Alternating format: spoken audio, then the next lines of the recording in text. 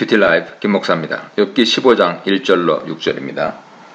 욥이 죄를 고백하지 않고 오히려 친구들이 지혜가 없다고 반박하면서 자신을 도와달라고 하나님께 간구하는 것을 본 엘리바스는 다시 한번 욥에게 죄가 있으니 회개하라는 설득을 하기 위해서 두 번째 말을 시작합니다.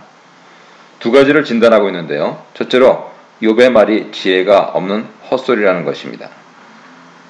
만일 욥이 지혜로운 자라면 바람같은 헛소리를 하지 않을 것이고 뜨겁고 사나운 동풍 같은 감정에 사로잡혀 비이성적이고 감정적인 말들을 쏟아내지 않을 것이라고 합니다. 둘째로 4절에서 언약을 깨는데 사용되는 단어를 사용하면서 욥의 무죄 주장 자체가 죄라고 합니다. 욥은 더 이상 하나님을 경외하지도 섬기지도 않는 심각한 불신앙 상태에 있다라고 진단하였습니다.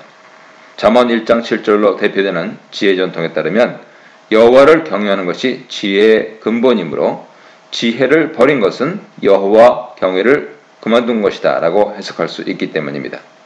이런 욥의 태도 때문에 자신도 기도하는 일에 방해를 받는다고 비난하고 있습니다. 그리고 이제는 지혜로운 말 대신에 간사한 말들을 욥이 내뱉고 있기 때문에 자신이 굳이 욥이 죄인이라고 말하지 않아도 욥의 말들 자체가 그가 죄인이라는 것을 증명해 준다고 합니다. 간사하다라고 하는 것은 일반적으로 영리하다라고 하는 의미도 있지만 창세기 3장 1절처럼 교활하다라고 하는 의미도 있습니다. 7절에서 13절입니다. 엘리바스는 구체적으로 욥의 잘못을 지적하고 있는데 먼저 자신이 연장자고 더 지혜로운 자이기 때문에 욥에 대해 지적을 할 충분한 자격이 된다 하는 것을 언급한 후에 욥의 분노에 찬 말을 책망합니다. 욥은 12장과 13장에서 자신도 친구들만큼 혹은 그 이상의 지혜가 있다고 주장하였습니다. 특히 13장 12절에서 친구들의 충고를 기각해버렸습니다. 이런 욥의 주장에 대해 엘리바스는 자신이 더 지혜가 있다고 주장합니다.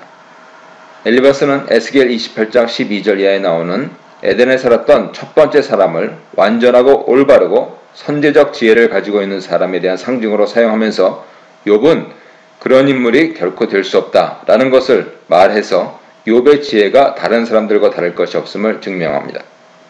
둘째, 하나님 천상회의에 참석해서 그 회의의 비밀스러운 지혜를 들은 적이 있느냐라고 반문합니다.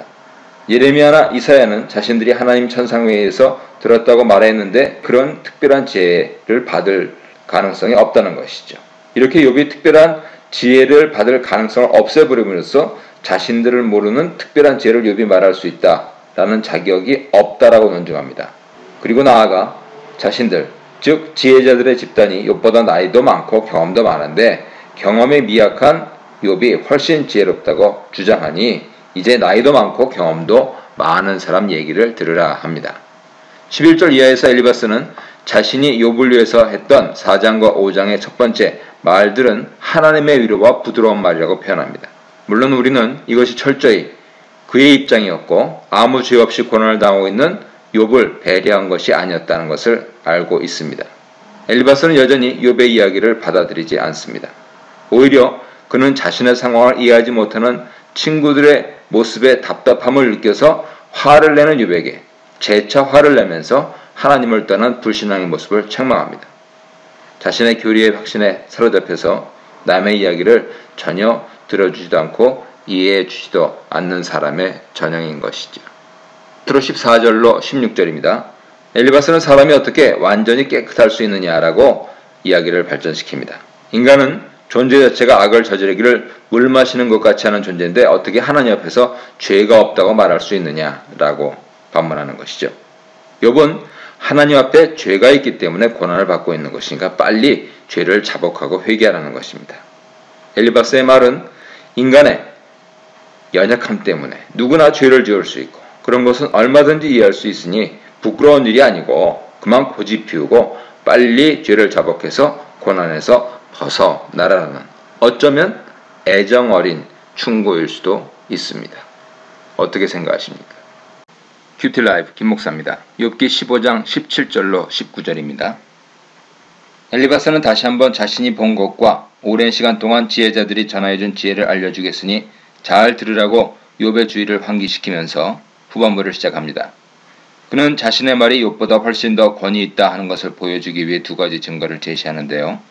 첫째, 자신의 말은 자신이 본 것일 뿐 아니라 조상들 때부터 전승되어 내려온 것이고 현재 공동체가 충분히 인정하고 있다는 것입니다. 둘째, 자신들의 땅에는 이방인들이 다니지 않기 때문에 그들이 조상들로 받은 지혜는 이방 사상에 오염되지 않은 순수하고 전통적인 지혜라고 강하게 말하고 있습니다. 20절로 24절입니다. 20절과 35절에서 악인에 대한 심판이 나오는데요. 엘리바스는 자신이 죄인임을 인정하지 않는 욥에게 끝까지 죄를 인정하지 않는다면 하나님의 심판을 받을 것이라고 경고하는 의미에서 악인의 심판에 대해서만 얘기합니다. 그 가운데서 20절, 24절에서는 악인의 심판이 정해졌다. 그리고 25, 26절에서는 심판받는 이유, 나아가 27, 35절에서는 심판의 결과, 이렇게 세 부분으로 나눠 설명하고 있습니다. 먼저 20절로 24절을 보면 악인은 살아도 평안한 삶을 살지 못한다. 그래서 사는 날 전체가 고통이라고 말합니다. 아기를 낳는 것 같은 극심한 고통 가운데 살고 그런 삶도 한시적이라는 것이죠. 그래서 항상 두려움에 떤다 말합니다. 엘리바스가 욥이 자신들의 말을 듣지 않는 것에 격분해서 아주 자극적인 단어를 사용하고 있는데요. 이러한 악인들의 존재적인 위협은 그들의 삶을 피폐하게 하는데 부유했던 그가 이제 먹을 것을 구걸하러 다녀야 할 정도로 나락에 떨어지지 않았느냐 말하고 있는 것이죠. 하지만 이렇게 목숨을 연명하려고 해도 어둠의 날, 즉 죽음이 정해졌고 그는 죽을 것이라는 것입니다. 악인의 힘으로는 도저히 환난, 역경, 그리고 죽음을 대적할 수 없다는 뜻입니다. 25, 26절입니다. 이런 무시무시한 환난과 역경과 죽음에 처하게 된 이유를 설명하는데요. 이유는 한 가지입니다. 하나님을 대적했기 때문이지요. 엘리바스는 이것을 전쟁 상황에 묘사하고 있는데요. 악인은 교만하게 목을 쳐들고 인간이 가진 가장 강한 보호 장비인 두꺼운 방패를 들고 하나님을 이기겠다고 전속력으로 돌진하고 있다고 주장합니다. 욥의 모습을 비판한 것이죠. 즉 현재 욥 자신의 모습이 이렇게 하나님께 죽자고 덤비는 모습은 아닌지 생각해보라 라는 그러한 의미가 되겠습니다. 끝으로 27절 35절입니다. 예레미야 5장 28절에 보면 살찌고 기름진 것을 번영의 상징으로 표현하고 있는데요. 이런 번영을 누렸던 자들이라도 하나님의 심판을 받게 되면 황폐하여서 사람이 살 수 없는 곳, 곧 성이 다 무너져 이제는 돌무더기가 된 곳에 거주하게 됩니다. 인간의 부도 하나님께서 주시는 것이므로 하나님께서 막으시면 모든 노력이 헛되게 된다는 것이죠. 악인은 늘 두려워 어두운 곳을 떠날 엄두를 못 내고 그리할 능력도 없었지만 혹시라도 나오려고 할지라도 하나님의 입김에 다시 어둠 속으로 들어가게 될 것이라고 말합니다. 31절로 35절에서는 심판의 결과로 오는 악인의 허무한 종말을 여러 개 상징을 통해 보여주고 있습니다. 새싹, 포도열매, 올리브 나무의 꽃, 그리고 자녀입니다. 35절은 이렇게 불임이 되는 이유를 악인의 죄악 때문이라고 결론을 내리고 있습니다. 우리가 기억해야 할 것은 하나님 아버지께서 그리스도를 이 땅에 보내시기 위하여서 구약과 신약의 경건한 자들, 특히 경건한 여성들에게 불임이라고 하는 주제로 경륜을 베푸신 것을 꼭 기억해야 합니다. 이래서 엘리바스가 틀렸습니다. 엘리바스의 말을 종합하면 이렇게 악인에게 주어진 고난과 고통으로 점철된 삶은 악인 스스로 초래한 결과라고 봅니다. 욥이 지금 고난을 목도하고 있다면 그것은 자신이 잉태하고 나온 악으로 인해 빚어진 결과라는 것이죠. 거의 맞는 것 같습니다. 하지만 전체로 틀렸습니다. 뷰티라이프 김목사입니다. 욥기 16장 1절로 6절입니다. 욥은 엘리바스의 말을 다 들은 후에 엘리바스에 대해 재난을 주는 위로자라고 표현합니다.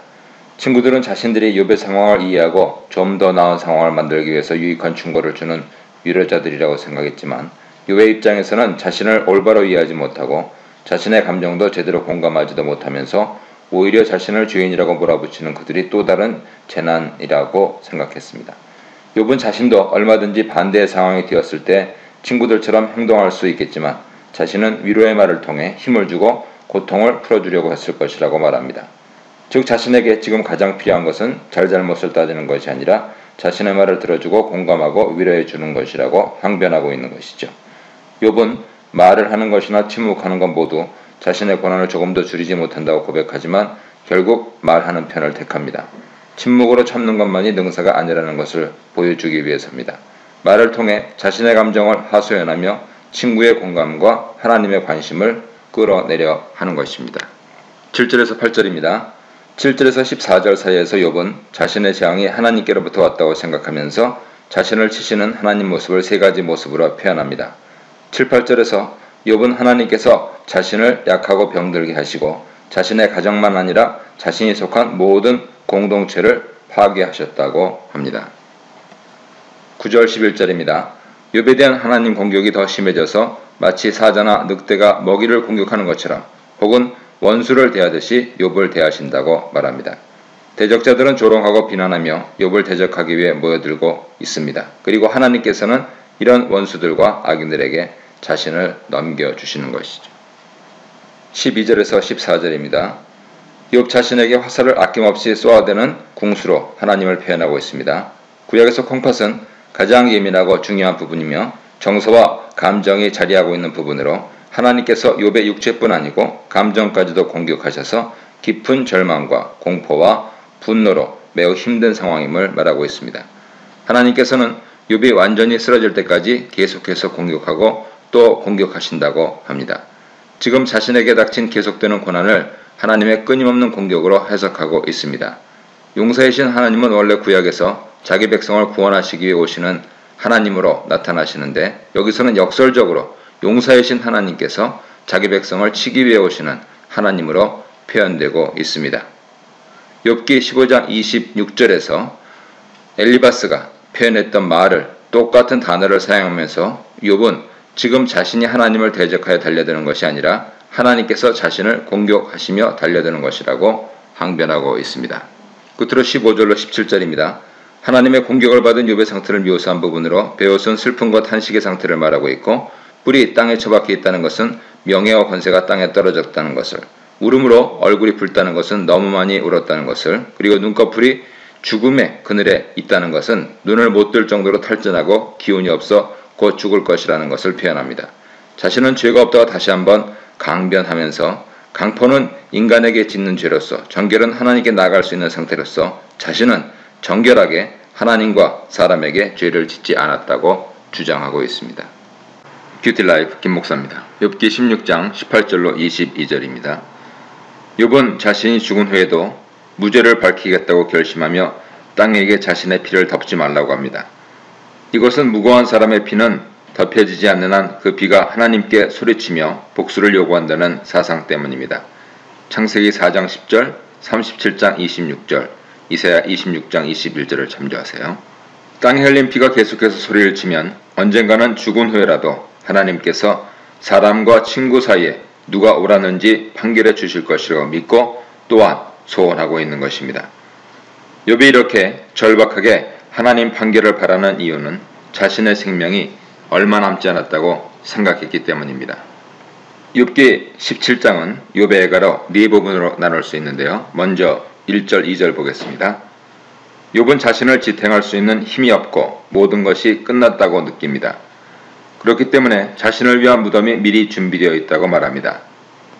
하지만 자신을 조롱하고 비판하는 자들은 여전히 죽어가는 자신 곁에서 자신을 책망하고 화를 내고 모진 말을 쏟아내고 있습니다. 홀로 투쟁하는 것이 얼마나 고독하고 힘들고 아픈지요. 3절로 5절입니다. 욥은 제일 먼저 하나님께 자신의 무죄를 증명하는 담보물을 달라고 요청합니다. 자신의 무죄를 증명해 줄 분이 오직 하나님뿐이시기에 그는 자신을 담보로 맡기며 무죄를 증명해 달라고 요청합니다. 4절 5절은 자신을 조롱하는 자들에 대한 고발로 하나님께서 그들의 분별력을 어둡게 하셨다는 의미입니다. 그래서 그들은 욥의 형편을 이해하지 못합니다. 그렇기 때문에 그들은 높은 자리에 올라가면 안 되고 특히 적인 이익을 위해 친구를 비난한 자는 그들의 자손의 눈이 멀게 될 것이라고 합니다. 눈이 멀다는 것은 영적으로 지혜를 상실한다는 의미입니다. 아버지가 지혜를 잃으면 자녀들은 자연스럽게 지혜를 모르는 눈먼 자들이 될 수밖에 없는 것이죠. 6절로 10절입니다. 욥은 친구들에게 자신이 이렇게 백성의 이야기거리가 되고 모욕거리가 된 이유가 하나님 때문이라고 말합니다. 고난으로 눈이 어두워졌다는 것은 5절의 눈이 멀다는 다른 의미로 눈에 생기가 빠졌다는 뜻이고 죽음이 가까웠다는 것입니다. 자신의 이런 상태는 아직 하나님의 지혜가 있는 정직한 자들에게는 소름 끼칠 정도로 끔찍한 상황이고 자신을 책망하는 경건하지 못한 자들에게 분노하는 상황이라는 것입니다. 11절로 16절입니다. 지금까지 욥의 발언들처럼 이 단락도 죽음에 대한 언급으로 끝이 납니다. 욥은 자신의 살 날이 이제 지나갔다고 표현합니다. 이것은 거의 죽게 되었다는 것을 의미하죠. 죽음이 갑작스레 오기 때문에 그는 자신의 계획과 열망이 강제로 뽑혔다고 표현합니다. 13, 14절은 4개의 조건문과 의문문을 통해 자신에게 희망이 없고 죽을 수밖에 없는 상황을 강하게 표현합니다. 욥은 자신의 상황이 이미 수호를 집으로 삼기로 작정하고 침대까지 들여놓은 상황이고 무덤의 아버지고 구더기가 어머니라고 말합니다. 죽음이 매우 가까웠다는 것을 표현하는 것이죠. 어디서 희망을 찾을 수 있는가? 라는 4개의 의문문을 통해서 반복적으로 욥은 깊은 절망을 표현하고 있습니다.